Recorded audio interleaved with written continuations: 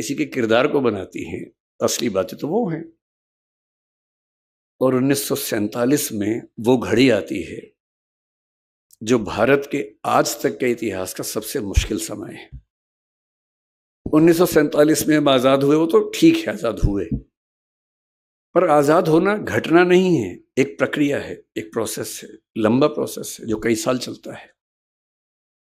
और वो कई साल यूं ही नहीं निकलते हैं, उसको निकालने के लिए बहुत बहुत लोगों को बहुत कुर्बानियां देनी पड़ती हैं। अंग्रेज 1942-43 से ही भड़काने में लगे हैं कि रियासतों के राजाओं की मर्जी है कि भारत का हिस्सा बनना चाहें, पाकिस्तान का हिस्सा बनना चाहें या आजाद रहना चाहें। और जो भारत आज आप देख रहे हैं वो भारत ऐसा नहीं था। ये सूरत भी आजाद ना होता अगर पटेल ना होते तो। ये सूरत, इसी सूरत की बात कर रहा हूं। मुझे नहीं पता कि ये जगह सूरत जिले में आती है नहीं, पर मैं सूरत की बात कर रहा हूं। उस समय के भारत में अंग्रेजों का भारत तो एक हिस्सा था, 50 से 60% समझ लीजिए, जिसको आज हम भारत कहते हैं। उसका मुश्किल से 55 से 60% हिस्सा अंग्रेजों के हाथ में था। 40% हिस्सा ऐसा था जो रियासतों के पास था, राजाओं के पास था। उन राजाओं को अंग्रेजों ने गारंटी दी हुई थी कि अगर तुम पर किसी ने हमला किया या अंदर से विद्रोह हुआ तो हम बचाएंगे तुम्हें। इसे बोलते प्रोटेक्टरेट, कि तुम हमारे प्रोटेक्टरेट हो, हम तुम्हें बचाएंगे, लेकिन राजा तुम रहोगे, सुरक्षा हम देंगे, इसके बदले हमें इतना पैसा देते रहो तो हम तुम्हें परेशान नहीं करेंगे। और अब अंग्रेज कह रहे हैं कि हम तो छोड़ देंगे, रियासतों का रियासतें खुद जाने। फिर कुछ इलाके फ्रांस के हाथ में थे, पौंडीचेरी जिसको हम कहते हैं आजकल, माहे है, कराईकल है, यनम है, चंद्रनगर जो पश्चिम बंगाल का हिस्सा है, ये सब फ्रांस के हाथ में था। पुर्तगाल के इलाके थे, आपका पड़ोस का इलाका दमन, दीव, दादरा नगर हवेली, गोवा, ये सब पुर्तगाल के पास थे। ये कैसे मिलेंगे भारत को?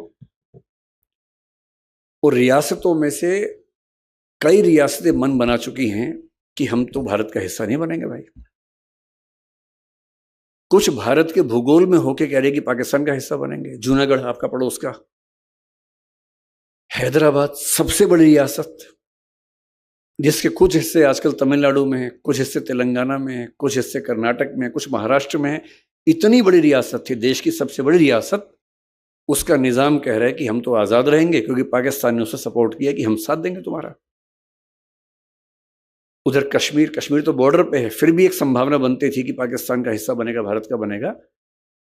पर हैदराबाद कैसे सोच सकता था? 562 के आसपास रियासतें हैं। उधर केरल में त्रावणकोर की रियासत, कोचीन की रियासत, अलग अलग, वो आजाद होने के मूड में है, क्योंकि अंग्रेज कह रहे हैं कि तुम्हारे पास न्यूक्लियर मटेरियल है तुम्हारी जमीन के नीचे, हम तुम्हें सपोर्ट करेंगे।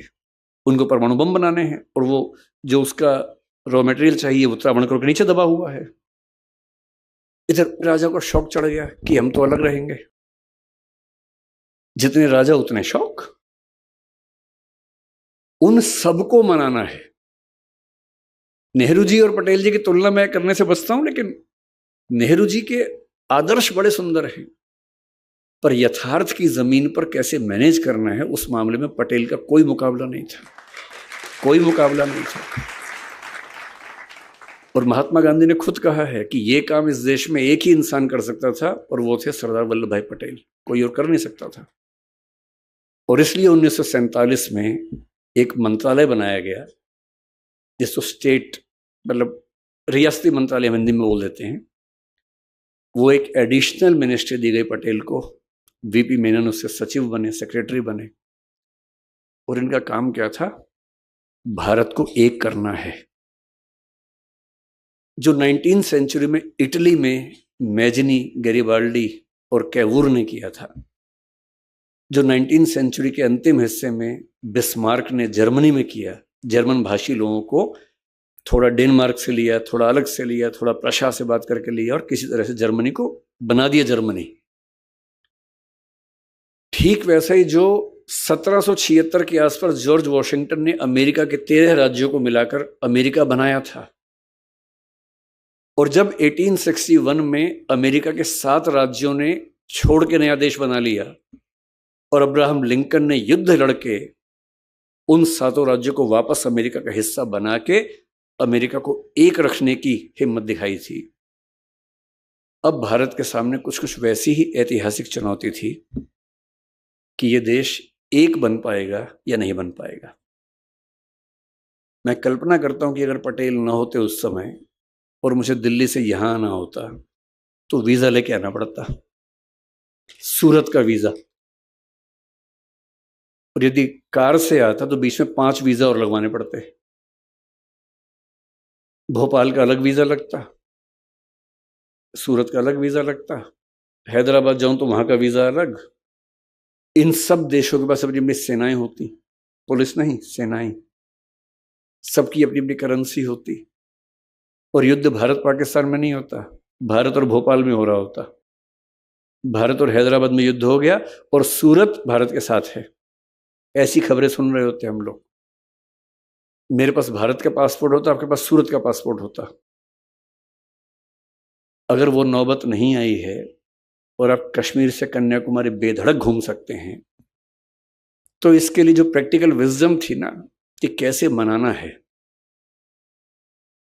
प्यार से मनाना है, चाबुक भी रखना है साथ में, लेकिन मनाना प्यार से है। अलग अलग राजा को अलग अलग प्रपोजल देके, प्रलोभन देके, डॉक्यूमेंट अलग अलग बना के जोड़ना है।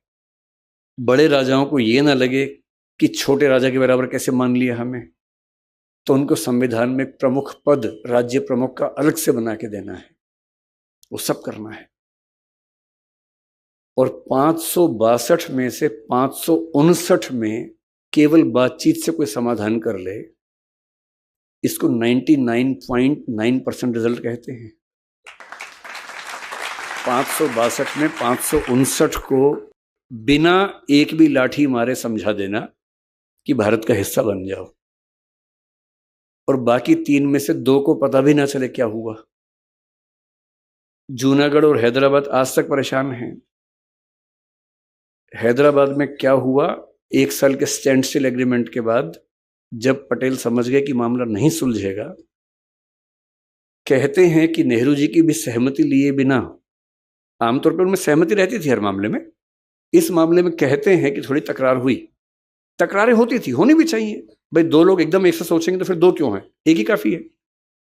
2 पॉइंट ऑफ व्यू है तभी तो 2 लोग हैं। 2 लोग कमरे के अंदर झगड़ा करें, फिर एक बिंदु पर आए, बाहर निकल के वही काम करें। यही होता है इलेक्शन, और यही होती है मंत्रिमंडल की नीति। और सेना को घुसा दिया हैदराबाद के अंदर। 3 दिन का काम था, काम खत्म हुआ।